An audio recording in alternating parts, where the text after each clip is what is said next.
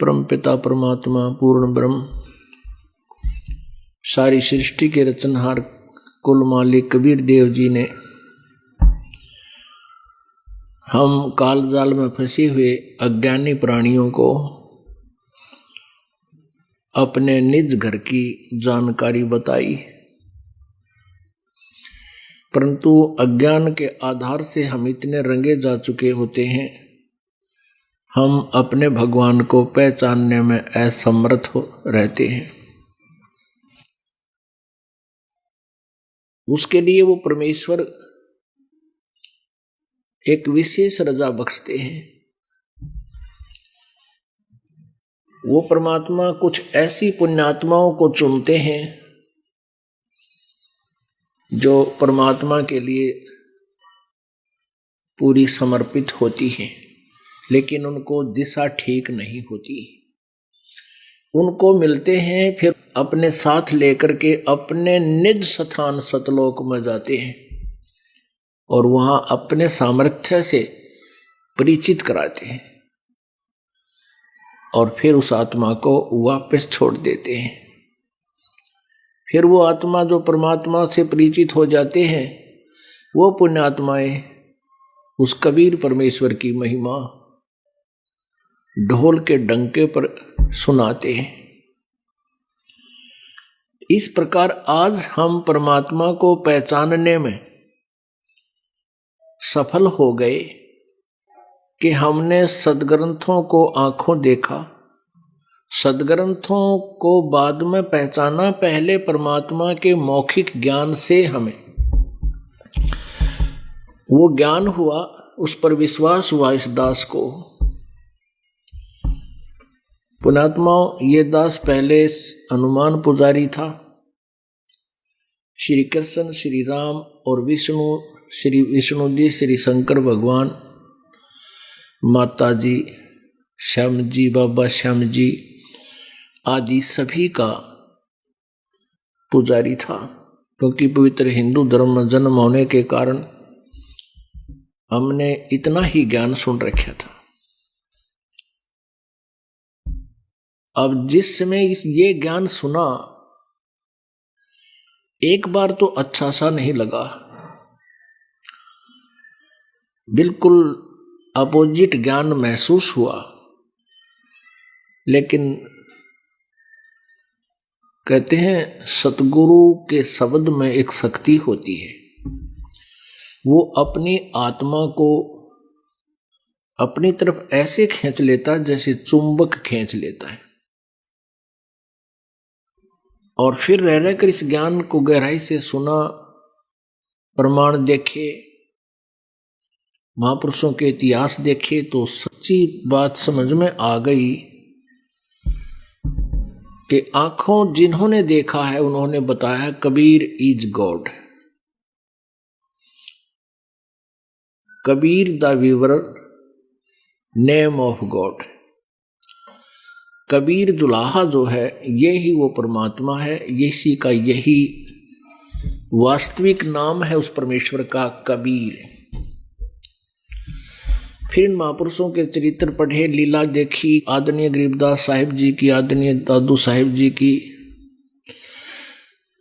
आदरणीय गरीबदास साहिब जी की एक वाणी है, हम सुल्तानी नानक तारे दादू को उपदेश दिया, जात जुलाहा वेद न पाया, काशी माहे कबीर हुआ।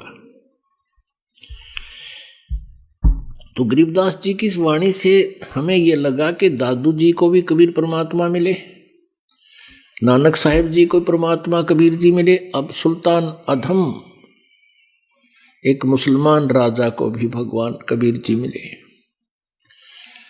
सुल्तान अधम का इतिहास तो हमने कहीं और दूसरे स्थान से नहीं प्राप्त हुआ, परमात्मा की वाणी से ही उसको समझा। और दादू साहिब जी का लीला और उनकी कथा, उनकी जानकारी, चरित्र, जीवन वो भी देखा।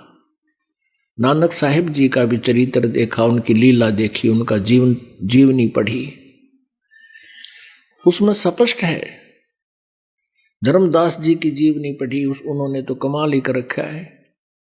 गीसादास जी की जीवनी पढ़ी, आदरणीय गीसादास साहिब जी की जीवनी पढ़ी, मलुकदास साहिब जी की जीवनी पढ़ी। इनसे पता लगा कि कबीर इज गॉड।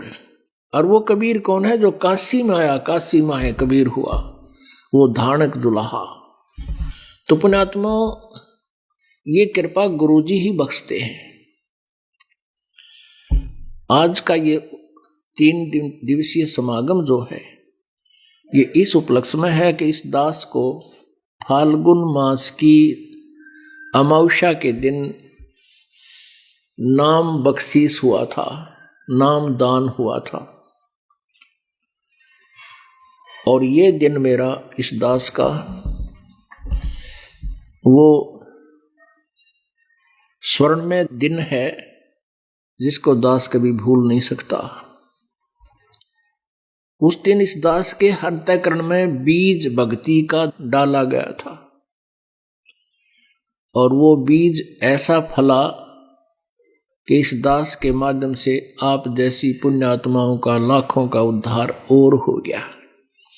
अपना कल्याण तो हुआ ही हुआ और आप जैसी पुण्यात्माओं के लिए इस दास को परमात्मा ने एक न्यारी पावर दे दी।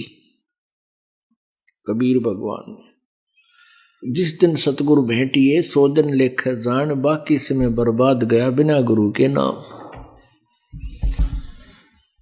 यदि गुरुजी ना मिलते, सतगुरु के उपदेश का लाया एक विचार, जय सतगुरु मिलते नहीं हम जाते नरक द्वार। नरक द्वार में दूत सब करते खेचा ताने, उनसे कभू नहीं छूटते फिर फिरते चारों खान। कबीर 4 खानी में भरमते कभू न लगते पार। सो फेरा सब मिट गया मारे सतगुरु के उपकार। 7 समुद्र की मसी करूं, लेखनी करूं बन राय। धरती का कागज करूं, गुरु गुण लिख्यो न जाए।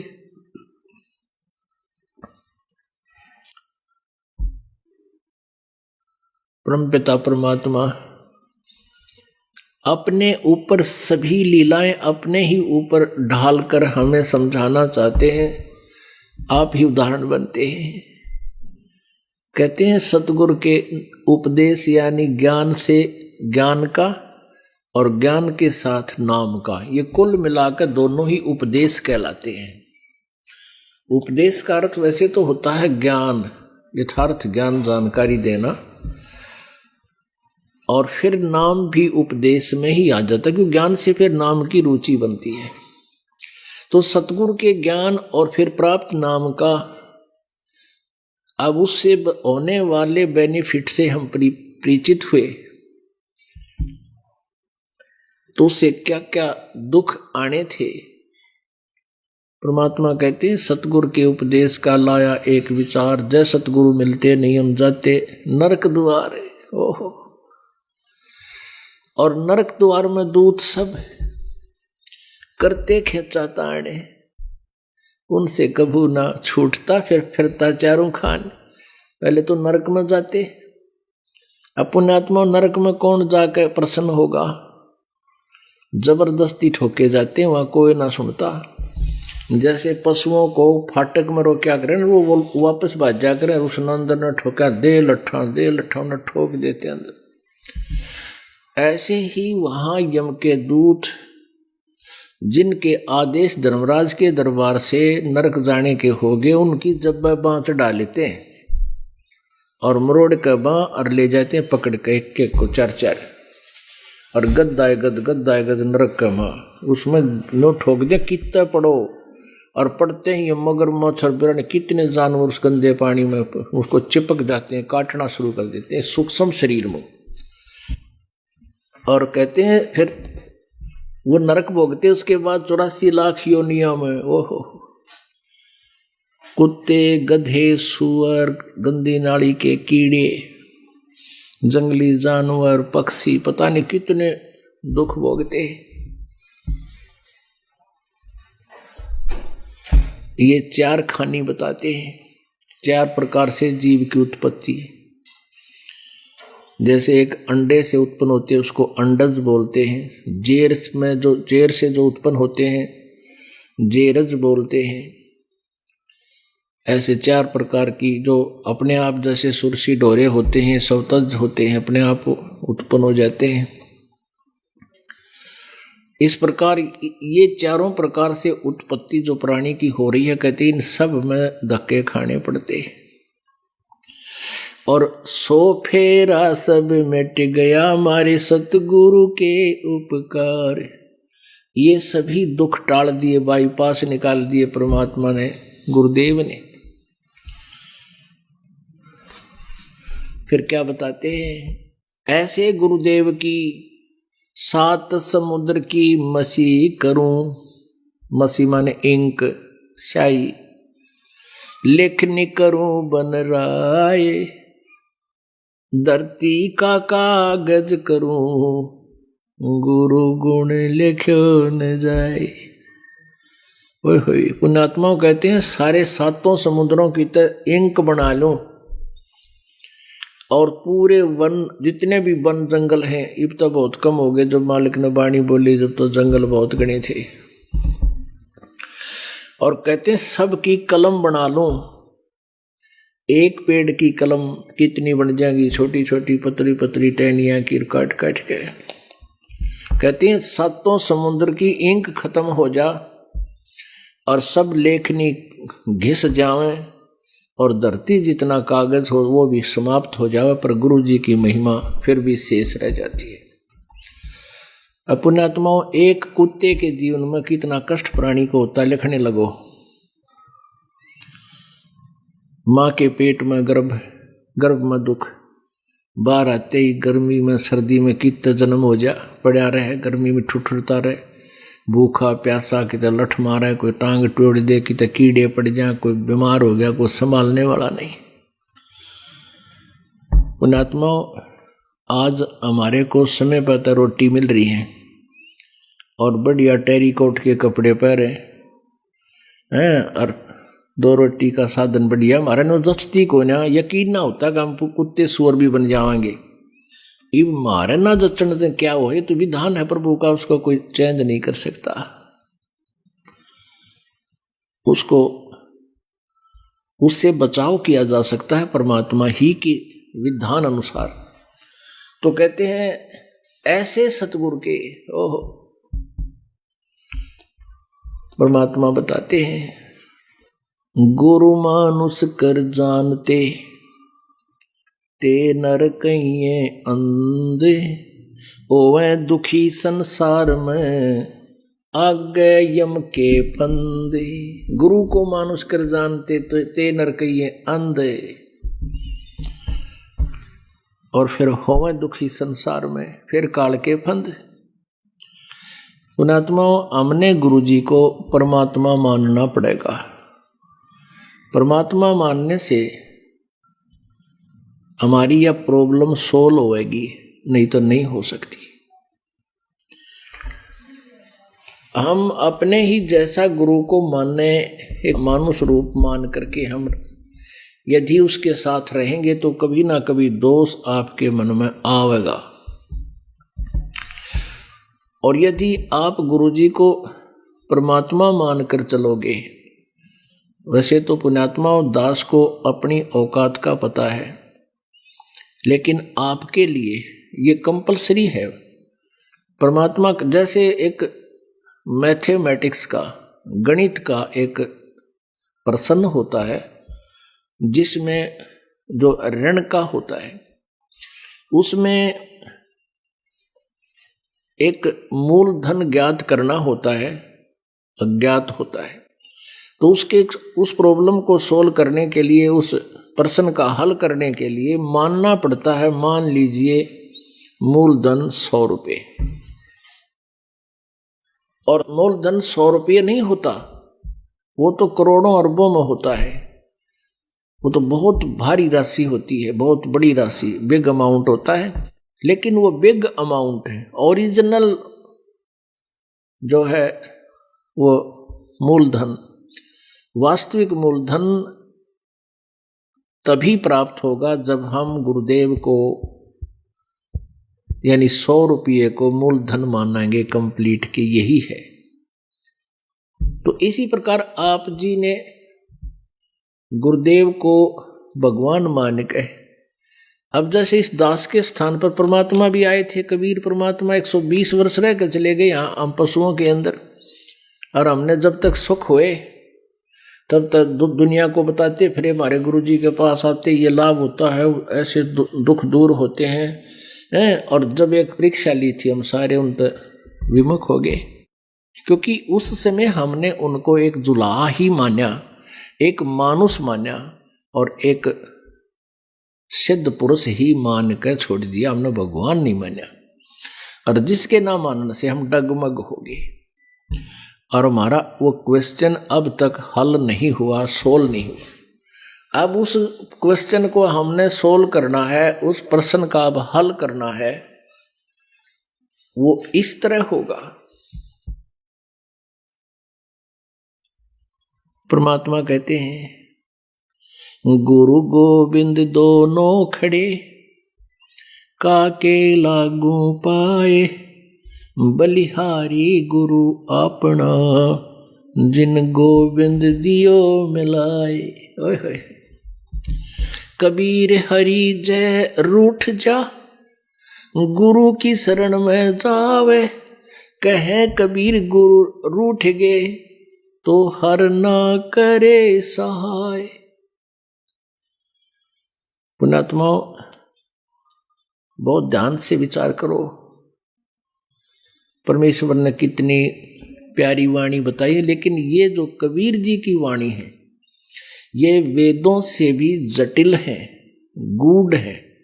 इन वेदों को समझना बहुत कठिन है, लेकिन इनको समझना वेदों से भी कठिन है। और ये तो वही समझा सकते हैं, कबीर परमेश्वर ही। तो पुण्यात्माओं यहाँ क्या बताया है, कबीर हरि जय रूठ जा। जब तक आप जी के पुण्य, प्रारब्ध के पुण्य चलते हैं, तो वो व्यक्ति, वो बहन भाई अच्छी स्थिति में रहता है, शरीर भी स्वस्थ रहता है, बढ़िया कोई पोस्ट, अच्छी पोस्ट मिल जाती है, अच्छा परिवार होता है, लायक बच्चे होते हैं। और फिर क्या होता है, जब पुण्य समाप्त हो जाते हैं और वो सत्य भक्ति कर नहीं रहा, तो फिर उसके ऊपर प्रारब्ध के दुख प्रारंभ होते हैं, और उन दुखों के कारण फिर उसके ऊपर आपत्ति के पहाड़ टूटते हैं। अब पुण्यात्मा, कोई व्यक्ति दुखी होता है, किसी को बहुत सी हानियां हो रही होती हैं, वो अपने आप कहता है कि भाई मारा राम रूस रहा है, मारा तो भगवान रूस गया, रूठ गया, लड़के की मृत्यु होगी, भैंस मर गई, ऐसे फलाना नुकसान हो गया। कहने लगे मारा तो राम रूस रहा है, मारा भगवान रुष्ट हो गया। और जिनके सुख हैं उनके बारे में आम आदमी ने कहा कर भाई इनके ऊपर तो परमात्मा की न्यारी रजा है, घना राजी हो रहा, परमात्मा घना प्रसन्न है।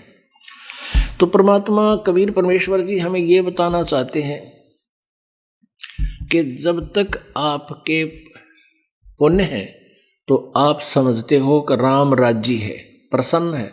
और जब आपके पाप प्रारंभ होते हैं, आपके ऊपर आपत्तियां आती हैं, तो अपने आप कहते हैं भाई राम रूठ गया, परमात्मा रुष्ट हो गया। जैसे आप जी ने एक हैंड पंप से और गढ़ा भर रखा पानी का, मटका, जग, और वो जल आप प्रयोग कर रहे हो, कहीं दूर जंगल में, खेतों में, या कहीं मजदूरी कर रहे हो, या घर पे दुकान पे जल रखा है, तो जब तक वो घड़े में जल है आप निश्चिंत हैं, गिलास लिया और गट गट पिया और अपने लगे काम। और जब वो पानी समाप्त हो जाएगा, जल समाप्त हो जाएगा उस जग का, घड़े का, तो वो आपका राम रूस गया, आपका जल का घड़ा खाली हो गया। अब जैसे खेतों में काम कर रहे हो और एक मटका पानी का भर लेगी घड़ा, तो खत्म हो गया तो प्यास लगी जोर की, कहाँ गए? हैंडपंप के पास गए, वो मटका फेर भर लिया और फिर निश्चिंत हुए। अब ये समझिए कि नलका तो है गुरुजी और जल है भगवान। अब जैसे एक मटके में जल रखा है और एक तरफ हैंडपंप खड़ा है, इन दोनों में से आप किसको स्वीकार करोगे? आपने कोई नहीं कहा भाई मटका चाहिए एक घड़ा या अपने हैंडपंप चाहिए, आप बुद्धिमान हो, गणे डिफाइन करने की जरूरत कोई नहीं। अंडरस्टूड है भाई, हम तो नलका दे दो, इसमें तो 1000 घड़े भर ले जाए और मटका तो शाम तक भी ना काम चलावे 4 आदमियों का गर्मियों के दिन में। अपने आप महसूस करोगे कि हमने तो हैंडपंप चाहिए। और यदि हैंडपंप खराब कर लिया आपने, उसका मिसयूज करके केयर टेक ना करी उसकी, तो फिर जल कहां से मिलेगा? राम मदद नहीं करेगा। अब परमात्मा कहते हैं गुरु गोविंद दोनों खड़े, अब किसके लागू पाए? एक तरफ तो भगवान खड़ा है, एक तरफ गुरु जी, एक तरफ मटके में जल है, एक तरफ हैंडपंप है। आप पे उत्तर देते हैं बलिहारी गुरु अपना जिन गोविंद दिया मिलाए। हैंडपंप ना होता तो जल कहां से मिलता? कबीर हरि जय रूठ जा, यानी जल खत्म हो गया मटके का, गुरु की शरण में जावे, हैंडपंप के पास पहुंच जा। और कह कबीर गुरु रूठ गए तो हर ना होत सहाय। यदि आप जी ने गुरु जी से ही आपकी जो है ना प्रेम नहीं रहा, लगाव नहीं रहा, तो फिर परमात्मा साथ नहीं देगा। यानी गुरु रूठ गए। गुरु जी कब रूठते हैं? कि आप मर्यादा का पालन नहीं करते हो, बकवाद करते हो, तो गुरु जी को दुख होता है। जिन बातों से गुरु दुख पावे, तिन बातों को दूर भगावे।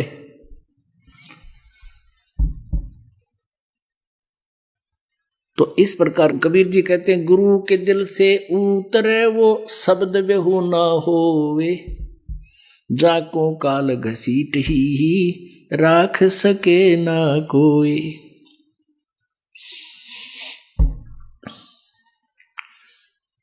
गुरु के दिल से उतरे उसका नाम खंडित हो जाता है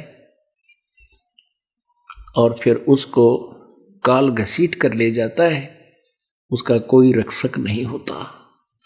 सतगुरु के दरबार में, अब परमात्मा ने सारे पॉइंट बता दिए। सतगुरु के दरबार में मेरी थर थर कांपे दे, ना जानू किसी बात पर मारा टूट न जावे ने। कि हमारा किसी बात पर परमात्मा के हम दिल से ना उतर जा, हमारा प्रेम खत्म ना हो जा, ऐसा कोई कार्य क्रिया कर्म ना बन जा हम तय। तो पुण्यात्माओं, ये भक्ति नो सफल होएगी। आप जी को गुरु जी की आवश्यकता बाहर गुफा तक और सतलोक पहुंचने तक आवश्यकता होगी। कोई न सोचा नाम ले लिया घराए भक्ति कर लेंगे, ये ड्रामाबाजी तो पहले हम कराया न करते। 6 महीना में एक बजा करते, श्याम जी का गेर का पाइया चौड़ नौकर का जाया करते, वह भक्ति थी।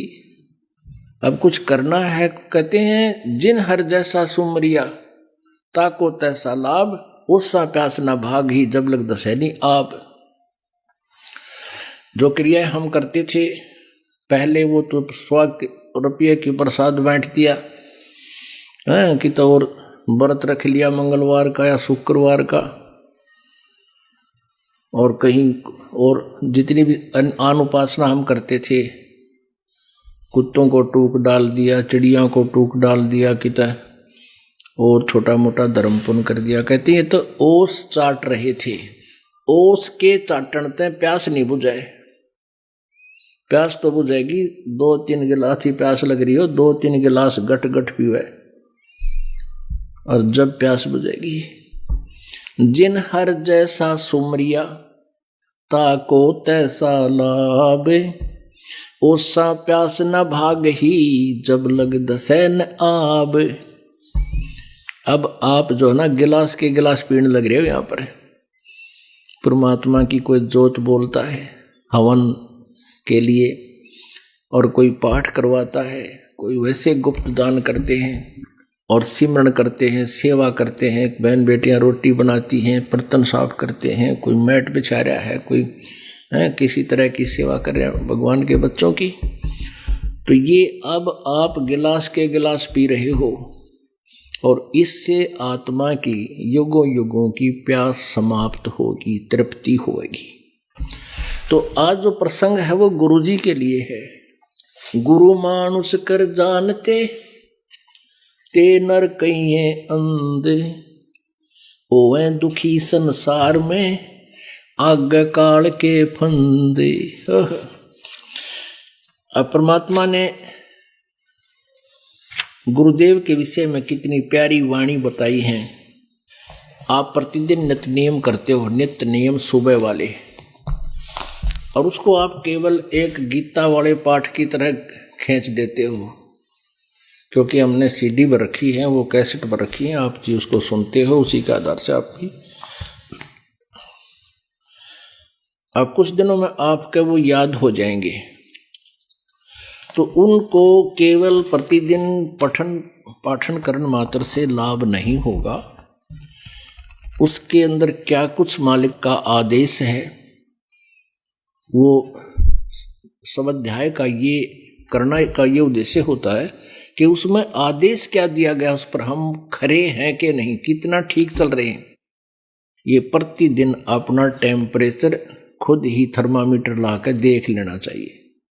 इसलिए ये थर्मामीटर है। क्या बताते हैं? दंडवत गोविंद गुरु बंधु अविजन सोए, पहले वहे प्रणाम तिन्नमो जो आगे हुए।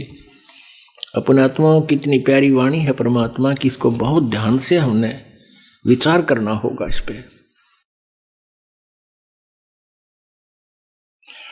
गुरु को कीजय दंडवतम, कोटि कोटि प्रणाम, कीट न जाने भृंग को न्यू गुरु कर ले आप समान। गुरु गोविंद कर जानियो, रहिए शब्द समाए, मिले जब दंडवत बंदगी, नहीं पल पल ध्यान लगावे।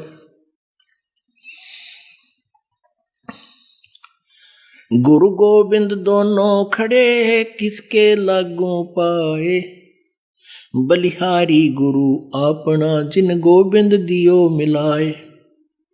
सतगुरु के उपदेश का सुनिया एक विचार, जे सतगुरु मिलते नहीं तो जाते यम द्वार। यम द्वार में दूत सब करते खेचा तान, उन तक कबू ना छूटता, फिर फिरता चारों खाने। चार खानी में भरमता, कबू न लगता पारे, सो फेरा सब मिट गया मेरे सतगुरु के उपकार। सात समुद्र की मसी करूं, लेखनी करूं बन राय, धरती का कागज करूं, गुरु गुण लिख्यो न जाए। बलिहारी गुरु अपना, घड़ी घड़ी सो बारे, मानो से देवता किया, करत न लाई वार। पुण्यात्माओं, ये नकली गुरु परमात्मा रीस तो करते हैं परमात्मा के ज्ञान के आधार से, अब जैसे बहुत से ये संत हैं, इनके विषय में आपको भी पता है, जैसे इन भोली जनता को ये राजनीतिक तरीके से अपने पीछे लगाना चाहते हैं। जैसे धन धन सतगुरु वाले हैं, ये राधा स्वामी पंथ का ही एक अंग है। इस धन धन सतगुरु पंथ के प्रवर्तक श्री खेमामल जी उर्फ बिलोचिस्तानी सामस्ताना, ये बिलोचिस्तान के रहने वाले थे। और इन्होंने सावण सिंह जी, राधा स्वामी व्यास के सावण सिंह जी, जो कि बाबा जयमल सिंह के उत्तराधिकारी थे नेक्स्ट, उनसे उपदेश लिया था। उनके शिष्य थे। सिर्फ वो पिछले पुनर्जन्मों के सिद्धि युक्त थे। उस सिद्धि से कुछ एक करामात दिखाकर वहां काफी व्यक्तियों को अपने पीछे लगाया। उसके बाद सतनाम सिंह दास जी थे, वो भी लगभग 30 वर्ष तक उस गद्दी पर रहे। अब उसके बाद बैठे हैं ये गुरमीत सिंह जी। अब इन्होंने कितना लंबा चौड़ा नाम बना रखा अपना, संत गुरमीत राम रहीम सिंह इंसान। इंसान माने इंसान। अपने आत्माओं, इनकी फाइनल उपलब्धि ये मानी जाए इनके विचार से। और ये इंसान इब्बा बने हैं ये 2 साल 3 साल पहले, सन 2007 में। उससे पहले इंसान नहीं लगे थे। इंसान मतलब अब ये इंसान बना दिए इसने। उनको अमृत छकावा है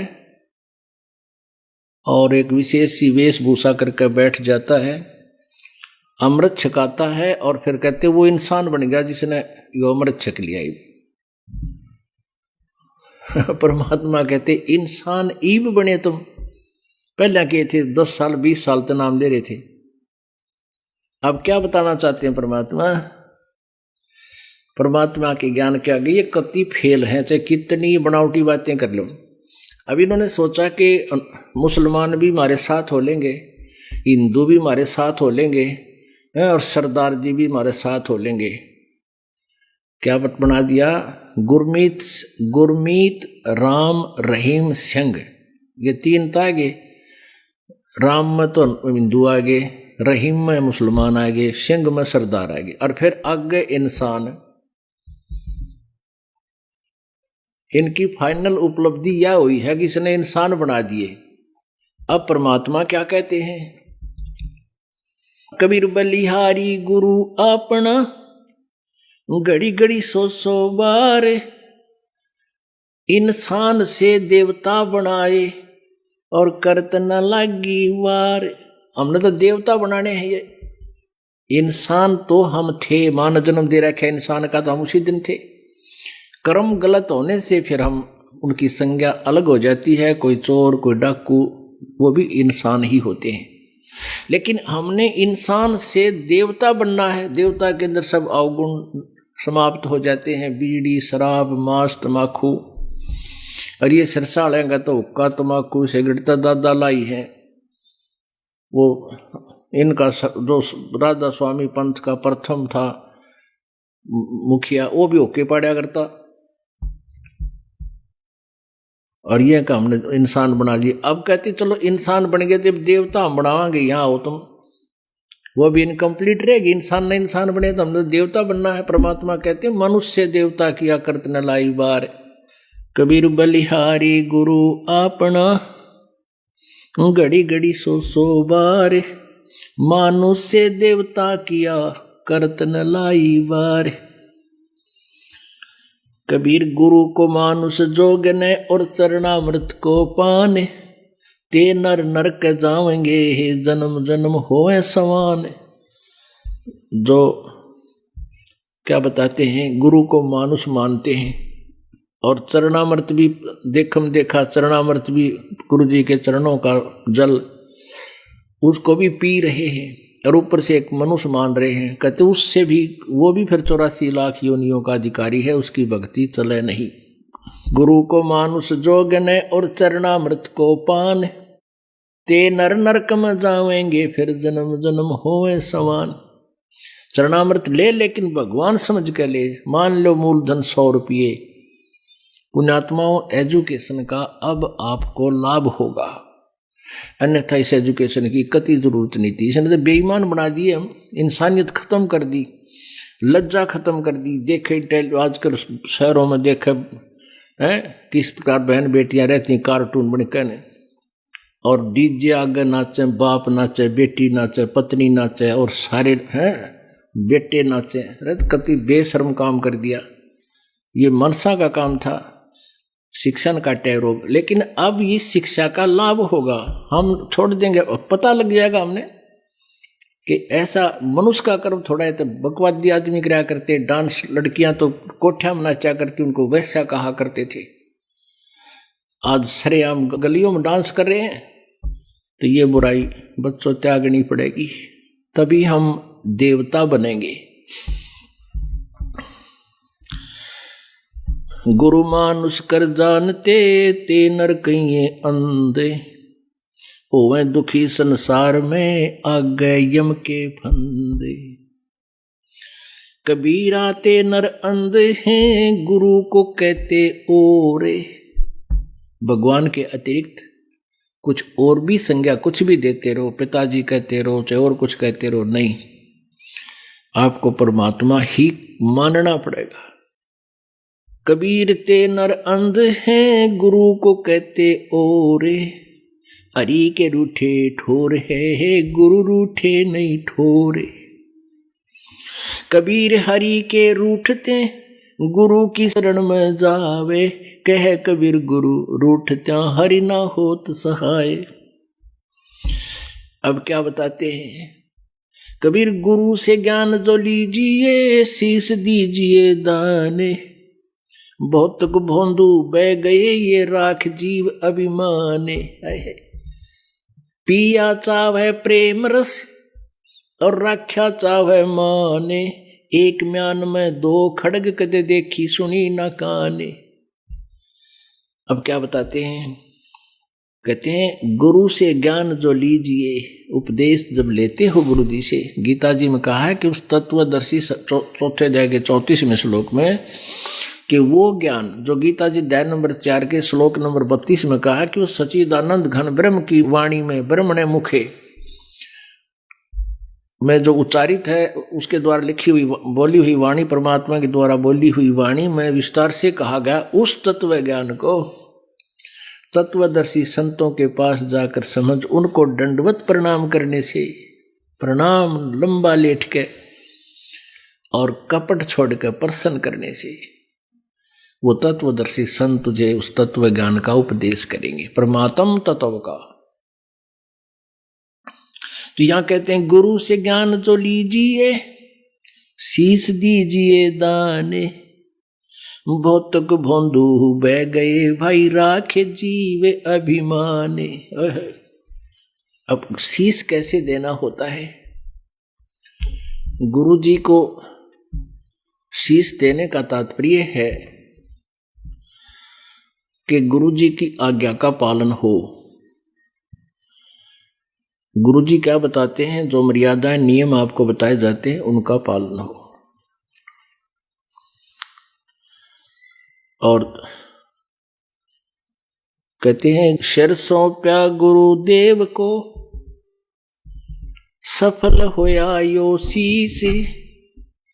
नतानंद इस शीस पर, आप बसे जगदीश। एक संत थे, वो अपने शिष्यों को, जो आश्रम में रहते थे, उनको शिक्षा दिया करते थे। 5-7 शिष्य थे कि भाई गुरु जी के वचन की अवहेलना नहीं होनी चाहिए। भाई जो गुरु वचन पर डट गे, रकट गे फंद 84 के। भाई जो गुरु वचन पर डट गे, रकट गे फंद 84 के। कट गे फंद 84 के, रकट गे फंद 84 के। भाई जो गुरु वचन पर डट गे, रकट गे फंद 84 के। वस्तु मिली ठोड़ की ठोड़, मिट गई मन पापी की दौड़। वस्तु मिली ठोर की ठोड़, मिट गई मन पापी की दौड़। भरम मिटे मथुरा काशी के, भरम मिटे मथुरा काशी के। भाई जो गुरु वचन पे डट गे, कट गे फंद 84 के।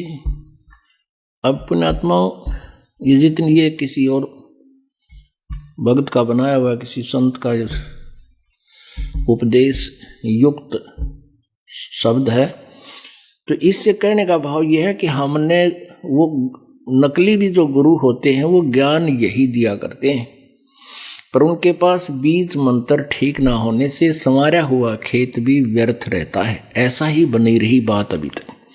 तो एक गुरुजी अपने शिष्यों को कहा करता, भाई गुरुजी की आज्ञा का पालन करना शिष्य का परम कर्तव्य होता है, और जो गुरुजी की आज्ञा नहीं पालन करते उनका जीवन व्यर्थ है।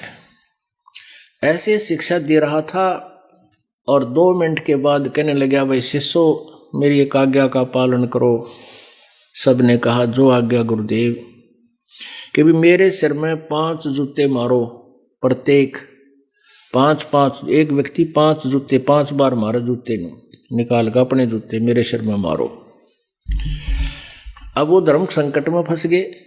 भाई गुरुजी का नहीं आज कर दिया, अरदास हो गया, फिर तक हद होगी, वह कति गल जाएगा शरीर हमारा। गुरुजी की तरफ हाथ कर दिया, भगवान की तरफ कर दिया। अब गुरुजी का वचन ना माने तो भी बात बिगड़गी। अब नीचे न मुंह कर लिया। गुरुजी बोले रहा बस से। अब मैं कह रहा था, भाई गुरुजी के आज्ञा का पालन नहीं करते उनका जीवन व्यर्थ है, फिर क्यों डरे ढोरे हो, जाओ अपने घर को। एक भगत उठा, जूता निकाल कर अपना बैठ के गुरुजी के पास, वो बैठे थे आसन पर, तख्त पे, नीचे बैठ कर और अपने सिर में 5 मारे पट्टाए पट। वो गुरु संत जी बोले, भाई डंडी ना मारे। मैंने तो मेरे शीश में कहा, तेरे में नहीं। तो कहने लगा, इस दास का शीश भी तो आपका ही तो है, इस दास का शीश भी गुरुदेव आप ही का तो है। तो ऐसे हमारा भाव बने। सिर सौंप्या गुरुदेव को, सफल हुआ यो शीश। नतानंद इस शीश पर, आप बसे जगदीश। जब ऐसे समर्पित कर दिया तो फिर आप पे मालिक सिर पर रहेगा। परमात्मा की वाणी है, गरीबदास साहिब जी ने कबीर परमेश्वर के विषय में बताया है। सिर सौंप्या यानी पति भरता पद पर हम आ गए। किसी और इष्ट के अंदर हमारी इच्छा ना रहे, वो अव्यभिचारिणी भक्ति होती है। गीता जी अध्याय नंबर 13 में बताया कि जो अव्यभिचारिणी भक्ति करते हैं उनको मोक्ष निश्चित होता है। व्यभिचारिणी भक्ति जैसे हम पता नहीं कितनी पूजा करते, हनुमान जी मिल गया, जय हनुमान जी की, कृष्ण जी मिल गया, जय कृष्ण की, राम जी याद आ गए, जय जय राम, सीता राम, राधे श्याम, कितना कोई और हनुमान, और फिर बजरंग, वो तो कोई भी मिल गया सबके। तो ये नहीं, ये तो व्यभिचारिणी भक्ति है। एक पति को छोड़कर आन में आस्था रखने वाली पत्नी को व्यभिचारिणी कहते हैं। तो अपने ही पति से हर इच्छा पूरी हो, उसी को पति भरता कहते। तो हम जब पति भरता पद पर आ जाएंगे तो परमात्मा कहते हैं, पति भरता जमी पर जो जो धर है पावे, समर्थ झाड़ू देत है ना काटा लग जावे। ऐसा हंस, ऐसा भक्त जब अपने एक इष्ट पूर्ण परमात्मा पर अपने ही गुरु को इष्ट रूप में मानकर जब अपने जीवन रूपी सफर में प्रस्थान करता है रास्ते पर, तो परमात्मा उस जीवन रूपी सफर के पाप कर्म रूपी कांटों को बुहारना शुरू कर देता, उसके दुखों को खत्म करना शुरू कर देता है। झाड़ू देता चलता है कि मेरी प्यारी आत्मा के कांटा ना लग जाए। तो वही ये बानी है कि सिर सौंप्या गुरुदेव को, सफल हुआ यो शीश। नितानंद शीश पर आप बसे जगदीश, कि आप मालिक रखवाला होगा। गुरु से ज्ञान जो लीजिए, शीस दीजिए दाने, बहुतक भौंदू बह गए, राख जीवे अभिमाने। होय होय। पुणात्माओं, आप कोई बालक नहीं, बुद्धिमान मानव है। आज के दिन जिन्हें कंप्यूटर बना लिया, हवाई जहाज बना लिए, ऊपर सैटेलाइट बना लिए, पता नहीं के रचना रच ली, और परमाणु बम अपना नाश बना लिया, तो समझते हो आप अच्छी तरह। ऐसी बात नहीं है कि परमात्मा जब तक आप अधीन नहीं होगे, एक बालक की तरह सतगुरु के मार्ग में आप यहाँ आते हो, चाहे कितनी पोस्ट है आपकी बड़ी और कितना आप धनी हो या गरीब आदमी हो, आप जी यहाँ ऐसे बैठो जैसे स्कूल के बालक आकर बैठ जाते हैं। चाहे स्कूल के विद्यालय में कितने बड़े बच्चा हो, उसको वहाँ जो सही अध्यापक होते हैं उसमें किसी में भेदभाव नहीं करते, एक फर्श पर बैठाते, नीचे अब तक ये डेस्क फैस्क हो गए। पहले तो बूढ़े बूढ़े से वो हारते लंबे लंबे फर्श, जैसे खाना खाते समय आप बिछाते हो, ये तो और भी बढ़िया है। और उन पर बैठा करते, उनमें स्याही खंडी रहती, और वहाँ बैठ जाया करते हैं लाइन में बैठ कर। कोई धमका दे, अध्यापक भी डंडा कोई धमका रहा है, कोई खुरका रहा है, चल इधर बैठ, सीधा मुँह कर, है तो भी नौकर जाते हैं। तो बच्चे अध्यापक के धमकाने खुरकाने में ईर्ष्या नहीं करते, उनके अंदर वो होता ही नहीं दोष, सुधरने की चेष्टा करते हैं।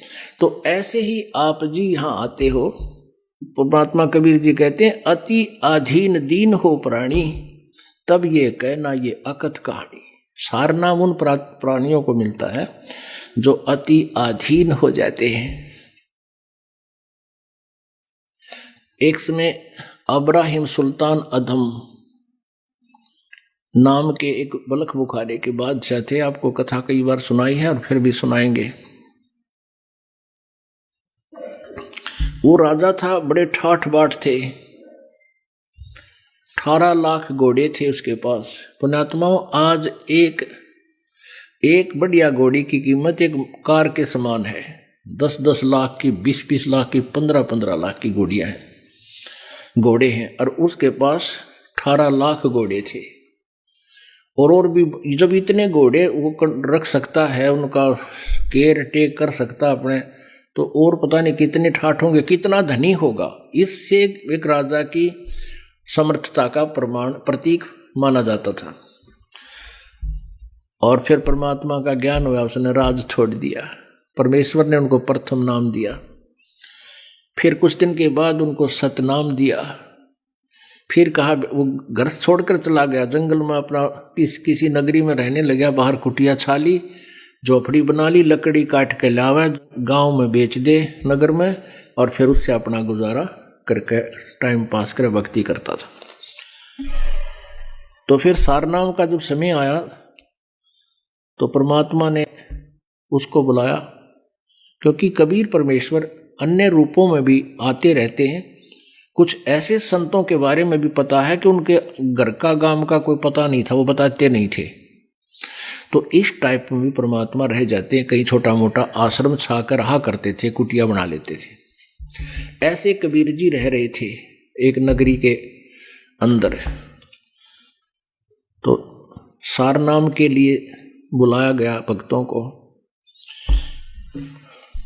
तो क्या हुआ कि वो इब्राहिम सुल्तान अपनी कुटिया से कहीं से चलकर आया सारनाम लेने के लिए। एक गांव की गली से गुजर रहा था, और एक बहन उपदेशी थी, उसने ऊपर की छत बुहार के, और सूखा रेता सा था, वो गली में एक बाल्टी ही में डाल लिया, गली में डाल दिया।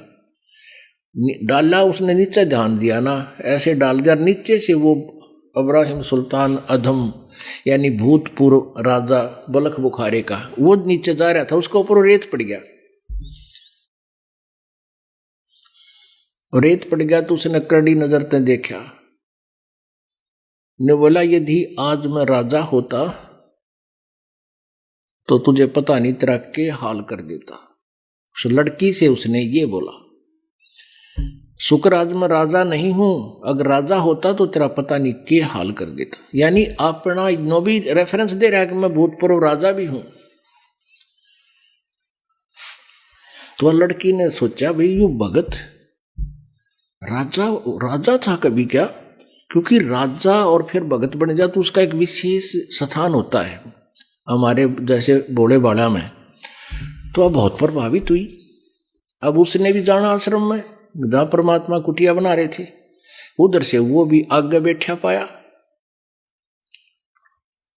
तो उसने देखा, गुरुजी से पूछा, गुरुदेव ये सामने बैठा ये भगत है? कहाँ बेटी भगत है? क्या ये कभी राजा था? महाराज जी बोले हाँ, ये बलक शहर का राजा था। तो परमात्मा तंत्रियामी थे, उन्हें पता था। बेटी क्या बात है? कैसे पूछा? कि महाराज जी ऐसे ऐसे मैंने ऊपर से छत का रेता था, रेत सा, और वो नीचे डाल दिया बुहार के छत से नीचे ही आम थे, इनके ऊपर पड़ गया। और मैंने सॉरी भी करी है कि गलती होगी, मैंने देखा को ना। तो कहने लगा कि शुक्र आज मैं राजा नहीं हूं, नहीं तो तेरा पता नहीं आज के हाल कर देता। अच्छा ऐसे बोला? यूं कहा जी ऐसे बोला। कुछ देर के बाद फिर परमात्मा ने बुलाया, आ जाओ भाई नाम सार नाम के लिए जो प्रार्थी हैं आ जाओ। वह कहने लगा महाराज जी अपने दास पे कृपा करो, नाम दो, सार नाम की दया करो। ने बोला भाई अभी तू राजा है, दास नहीं बना है। जब तू दास बन जाएगा बेटा, जब सार नाम मिलेगा। और जा 1 वर्ष के बाद इस तिथि को आना है, यानी इस अमावस्या को या पूर्णमासी बता दी। वो चला गया। अब वो काफी सोचता रहा कि गुरुजी ने ऐसे कैसे कह दिया, मैं राजा हूं, अवश्य मेरे में कोई त्रुटि है। बहुत रोया और 1-2 भगत को नाम मिल गया, सार नाम मिल गया, एक आधे को। तो उसने बड़ा दुख हुआ, हे भगवान मेरे में क्या त्रुटि रहेगी। 1 वर्ष तक वो बहुत ज्यादा महसूस करता रहा, रोता रहा, गुरुजी के पास आता रहा, लेकिन सार नाम के लिए उस दिन प्रार्थना करनी थी, पहले नहीं। वो दिन भी आ गया 1 वर्ष के बाद। अब परमात्मा ने कहा बेटी ये उसी गली से आता, इसका रास्ता वही है, और आज तू अपनी छत से एक कीचड़ बना ले, एक बाल्टी में कीचड़, उसमें रेत गारा गोल गोबर बना ले, और जब ये तेरी छत के गली के मकान के पास से गुजरे, इसके ऊपर गोबर घेर देने होगा पानी में घोल के, और फिर ये क्या गतिविधि करा फिर मुझे बताना। उस लड़की ने उस दिन था, वो सुबह बैठ गई गोल के, वो आता दिखा दूर तो भगत जी, और वह बाल्टी जचा कर उसके सिर पर उत्तर डाला दिया, वो सारा भीज बैठ गया गोबर गोबर में। और फिर वह बेटी बोली, वो लड़की बोली भाई साहब गलती होगी मेरे से, मन देखे कोई नहीं। वो कहने लगा बहन कोई बात नहीं, ये तो मट्टी पर मट्टी ये घेरी है, ये तो गोबर है, यूं भी गोबर पर गोबर घेरा है बेटा, बेबे कोई बात नहीं बहन, धो लूंगा नहा लूंगा, क्या फर्क पड़ गया। तो वो फिर गया जोड़ में, तालाब हारते उसमें धोया नहाया समेत कपड़ा के बढ़ गया पानी में, और धो धा कर नहा कर सूख साख लिए। गर्मियाँ के दिन थे, घंटे में सूख गए। फिर आया तो गुरुदेव को जाकर उसने बता दिया। गुरुदेव ने पूछा बेटी आज कैसी गतिविधि थी इस भगत की? सारी बता दी। आज तन्नो बोला जी कोई बात ना बहन, मट्टी पर मट्टी तो गेरी है, कोई बात नहीं, नहा लूंगा, दो तालाब में नहाता हूं मैं। तब उसने आके प्रार्थना की गुरुदेव आपके दास का दास योग्य हो गया हो तो दास को टुकड़ा डाल दो, डालियो सार नाम का। परमात्मा बोले बेटा आज तू दास बड़ा है, अब तुझे सार नाम दूंगा, पहले तू राजा था। कहा जी गलती बताई सारी कहानी कि उस दिन बहन ने तेरे ऊपर रेता डाला था, तेने क्या बोला तू? कहा जी गणा नीच सुना मत है, और वो गंध भरा पड़ा था मेरे अंदर अभिमान का। तो यहां परमात्मा कहते हैं गुरु से ज्ञान सो लीजिए, शीस दीजिए दाने, बहुतुक भोंदू बह गए भाई राख जीव अभिमान। पिया चाव है प्रेम रस और राख्या चाव है माने, एक म्यान में दोवी खड़ग कदे देखी सुनी न काने। एक तो भगवान चावे, हर ऊपर ते अंडी भी पाकना चावे, लोगों से सलूट भी चावे। कहते एक म्यान में 2 खड़ग एक म्यान में दो तलवार की तो देखी सुनी ना कान। गुरु समान दाता नहीं, याचक शिष्य समाने, तीन लोक की संपदा सो गुरु दीनी दाने। अब पुण्यात्माओं क्या बताते हैं, परमात्मा ने एक बहुत सिंपल सी वाणी में कह दिया कि तीन लोक की संपदा यानी संपत्ति, गुरु जी ने नाम दे दिया तो तीन लोक दान कर दिए। जैसे गरीबदास साहिब जी की वाणी में आपने सुना था सुबेरे, सतनाम पालड़ रंग होरी हो, 14 भवन चढ़ाव राम रंग होरी हो, तीन लोक पास्यंग धरे रंग होरी हो, तो ना तुला तुलाया राम रंग होरी हो। ऐसा नाम दे दिए, तीन लोक भी उसका पास्यंग है। अब तीन लोक की संपदा तो इसलिए कहनी पड़ेगी, इस ताकत तुम जानते ना कि ये तीनों लोक दे दिए जिसको जिस दिन परमात्मा ने गुरुदेव ने आपको उपदेश दे दिया। पूरे गुरु ने, नकली तो नकली सांग है, ये लालड़ी ले रहे हैं, लालड़ी, लाल को नहीं इनके पास, ना यथार्थ ज्ञान ना भक्ति का मंत्र, वो उनका जिक्र नहीं है। अब कहते हैं करके दान करे पछतावा, करया कराया सभी नसावा। यदि आप जी ने शीश दे दिया, कहते तन मन धन सब अर्पिए भक्ति मुक्ति के काज, जिनके उर्म बंदगी फिर क्या इंद्र का राज। तन मन धन अर्प गुरु सेवे, हो गलतान उपदेश ही लेवे। अब परमात्मा कहते हैं तुमने मान लीजिए दान भी खूब कर दिया, खूब सेवा भी करता रहे, एक दिन न्यू कह दिया ना मैंने इतना दान न्यू कर दिया, सारे पर कैंसिल कर देगा भगवान। दे क्या सकता ये जीव, अगर भगवान कृपा ना बख्शे तो एक अपना पेट भारी हो जाए, इसको परिवार का गुजारा नहीं चले जीवते। और आज लाखों का दान परमात्मा की प्यारी आत्माएं करने लग रही है। तो कहते एक दिन भी जन्यू कह दिया कि मैंने दान कर दिया, कहते उस दिन खत्म है। तू तन मन धन दिया तो भला किया, सिर का जासी भारे। ओए होए, जो कभू के मैं दिया, बहुत सह सिर मार। गुरु बड़े गोविंद से मन में देख विचारे, हरि सुमरे सोवार हैं, गुरु सुमरे हो पार। कबीर ये तन विष की बेलड़ी, गुरु अमृत की खाने, शीश दिए जो गुरु मिले तो भी सस्ता जाने। पुण्याताओं विचार कर लेना इन बातों पर। ये कोई डूम बाट के गीत को ना, ये कोई सांगी के बनाए हुए सांग नहीं, यह फिल्मी कहानी नहीं बना रखी किसी ने, ये भगवान के बोले अमृत वचन है। ये वो सच्चिदानंद घन ब्रह्म की वाणी है जो गीता जी अध्याय नंबर 4 के श्लोक नंबर 32 में जिसके बारे में कहा गया, ब्रह्मणे मुखे, जो पूर्ण परम अक्षर ब्रह्म की मुख से जो उच्चारित है।